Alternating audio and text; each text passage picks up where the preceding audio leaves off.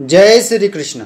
नमस्कार दोस्तों, स्वागत है आप सभी का हमारे चैनल भक्ति ज्ञान में। दोस्तों, आज मैं आपको श्रीमद् भागवत महापुराण की कथा का श्रवण करा रहा हूँ, जिसमें हम वर्णन करेंगे भगवान के अन्य लीला चरित्रों का वर्णन। उद्धव जी कहते हैं, इसके बाद श्री कृष्ण अपने माता पिता देवकी वसुदेव को सुख पहुँचाने की इच्छा से बलदेव जी के साथ मथुरा पधारे और उन्होंने शत्रु समुदाय के स्वामी कंस को ऊंचे सिंहासन से नीचे पटककर तथा उसके प्राण लेकर उसकी लाश को बड़े जोर से पृथ्वी पर घसीटा। सांदीपनि मुनि के द्वारा एक बार उच्चारण किए हुए सांगोपांग देव का अध्ययन करके दक्षिणा स्वरूप उनके मरे हुए पुत्र को पंचजन्य नामक राक्षस के पेट से यमपुरी से लाकर दे दिया। भीष्मक नंद ने रुक्मिणी के सौंदर्य से अथवा रुक्मिणी के बुलाने से जो शिशुपाल और उसके सहायक वहां आए हुए थे, उनके सिर पर पैर रखकर गांधर्व विधि के द्वारा विवाह करने के लिए अपनी नित्य संगनी रुक्मिणी को वे वैसे ही हरण कर लाए जैसे गरुण अमृत कलश को ले आए थे। स्वयंवर में 7 बिना नते हुए बैलों को नाथ कर नागरजिति सत्या से विवाह किया। इस प्रकार मान भंग हो जाने पर मूर्ख राजाओं ने शस्त्र उठाकर राजकुमारी को छीनना चाहा। तब भगवान श्री कृष्ण ने स्वयं बिना घायल हुए अपने शस्त्रों से उन्हें मार डाला। भगवान विषयी पुरुषों की सी लीला करते हुए अपनी प्राण प्रिया सत्यभामा को प्रसन्न करने की इच्छा से उनके लिए स्वर्ग से कल्प वृक्ष उखाड़ लाए। उस समय इंद्र ने क्रोध से अंधे होकर अपने सैनिकों सहित उन पर आक्रमण कर दिया, क्योंकि वह निश्चय ही अपनी स्त्रियों का क्रीड़ा मृग बना हुआ है।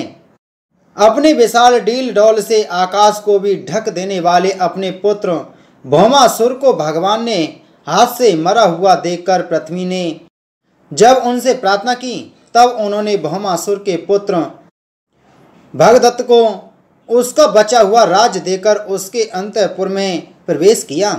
वहां भौमासुर द्वारा हर कर लाई हुई बहुत सी राजकन्याएं थीं। वे दीन बंधु श्री कृष्णचंद्र को देखते ही खड़ी हो गईं और सबने महान हर्ष लज्जा और प्रेम पूर्ण चितवन से तत्काल ही भगवान को पति रूप में वर्ण कर लिया। तब भगवान ने अपनी निज शक्ति योग माया से उन ललनाओं के अनुरूप उतने ही रूप धारण कर उन सबका अलग अलग महलों में एक ही मुहूर्त में विधिवत परिग्रहण किया। अपनी लीला का विस्तार करने के लिए उन्होंने उनमें से प्रत्येक के गर्भ से सभी गुणों में अपने ही समान 10-10 पुत्र उत्पन्न किए। जब कालेवन, जरासंध और साल्वादी ने अपनी सेनाओं से मथुरा और द्वारकापुरी को घेरा था, तब भगवान ने निज जनों को अपनी अलौकिक शक्ति देकर उन्हें स्वयं मरवाया था। सांबर, द्विविद, बाणासुर, मुर, बल्लभ तथा दंतवक्त्र आदि अन्य योद्धाओं में से भी किसी को उन्होंने स्वयं मारा था और किसी को दूसरों से मरवाया। इसके बाद उन्होंने आपके भाई धृतराष्ट्र और पांडु के पुत्रों का पक्ष लेकर आए हुए राजाओं का भी संहार किया, जिनके सेना सहित कुरुक्षेत्र में पहुंचने पर पृथ्वी डगमगाने लगी थी। कर्ण, दुशासन और शकुनी की खोटी सलाह से जिसकी आयु और श्री दोनों नष्ट हो चुकी थीं, तथा भीमसेन की गदा से जिनकी जांग टूट चुकी थी, उस दुर्योधन को अपने साथियों के सहित पृथ्वी पर पड़ा देखकर भी उन्हें प्रसन्नता न हुई। वे सोचने लगे, यदि द्रोण, भीष्म, अर्जुन और भीमसेन के द्वारा इस 18 अक्षौणी सेना का विपुल संहार हो भी गया तो इसमें पृथ्वी का कितना भार हल्का हुआ। अभी तो मेरे अंश रूप प्रद्युम्न आदि के बल से बड़े हुए यादवों का दुसय दल बना ही हुआ है। जब ये मधुपान से मतवाले हो लाल लाल आंखें करके आपस में लड़ने लगेंगे, तब उससे ही इसका नाश होगा। इसके सिवा और कोई उपाय नहीं है। असल में मेरे संकल्प करने पर वे स्वयं ही अंतर्ध्यान हो जाएंगे। यूँ सोचकर भगवान ने युधिष्ठिर को अपनी पैतृक राजगद्दी पर बैठाया और अपने सभी सगे संबंधियों को सत्पुरुषों का मार्ग दिखाकर आनंदित किया। उत्तरा के उदर में जो अभिमन्यु ने पूर्व वंश का बीज स्थापित किया था, वह भी अश्वत्थामा के ब्रह्मास्त्र से नष्ट सा हो चुका था, किंतु भगवान ने उसे बचा लिया। उन्होंने धर्मराज युधिष्ठिर से 3 अश्वमेघ यज्ञ करवाए और वे भी श्री कृष्ण के अनुगामी होकर अपने छोटे भाइयों की सहायता से पृथ्वी की रक्षा करते हुए बड़े आनंद से रहने लगे। विश्वात्मा श्री भगवान ने भी द्वारकापुरी में रहकर लोक और वेद की मर्यादा का पालन करते हुए सब प्रकार के भोग भोगे, किंतु सांख्य योग की स्थापना करने के लिए उनमें कभी आसक्त नहीं हुए। मधुर मुस्कान, रहस्यमयी चितवन, सुधामयी वाणी, निर्मल चरित्र तथा समस्त शोभा और सुंदरता के निवास अपने श्री विग्रह से लोक परलोक और विशेषता यादवों को आनंदित किया तथा रात्रि में अपने प्रियाओं के साथ क्षणिक अनुराग युक्त होकर समयोचित विहार किया और इस प्रकार उन्हें भी सुख दिया।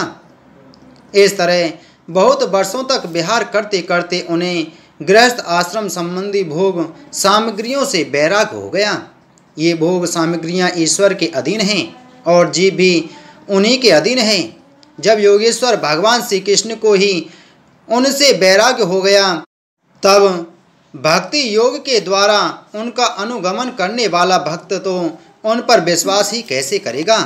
एक बार द्वारकापुरी में खेलते हुए यदुवंशी और भोजवंशी बालकों ने खेल खेल में कुछ मुनीश्वरों को चिढ़ा दिया। तब यादव कुल का नाश ही भगवान को अभिष्ट है, यह समझकर उन ऋषियों ने बालकों को श्राप दे दिया। इसके कुछ ही महीनों बाद भावी वश वृष्णि, भोज और अंधकवंशी यादव बड़े हर्ष से रथों पर चढ़कर प्रवास क्षेत्र को गए। वहां स्नान करके उन्होंने उस तीर्थ के जल से पितर देवता और ऋषियों का तर्पण किया तथा ब्राह्मणों को श्रेष्ठ गौएं दी। उन्होंने सोना, चांदी, सैया, वस्त्र, मृग चर्म, कंबल, पाल की रथ, हाथी, कन्याएं और ऐसी भूमि जिससे जीविका चल सके तथा नाना प्रकार के सरस अन्न भी भगवद अर्पण करके ब्राह्मणों को दिए। इसके पश्चात गौ और ब्राह्मणों के लिए ही प्राण धारण करने वाले उन वीरों ने पृथ्वी पर सिर टेक कर उन्हें प्रणाम किया। बोलो श्री कृष्ण चंद्र महाराज की जय। दोस्तों, इसी प्रकार की वीडियो प्राप्त करने के लिए आप हमारे चैनल को सब्सक्राइब कर बगल में घंटी के बटन को जरूर दबाएं। जय श्री कृष्ण।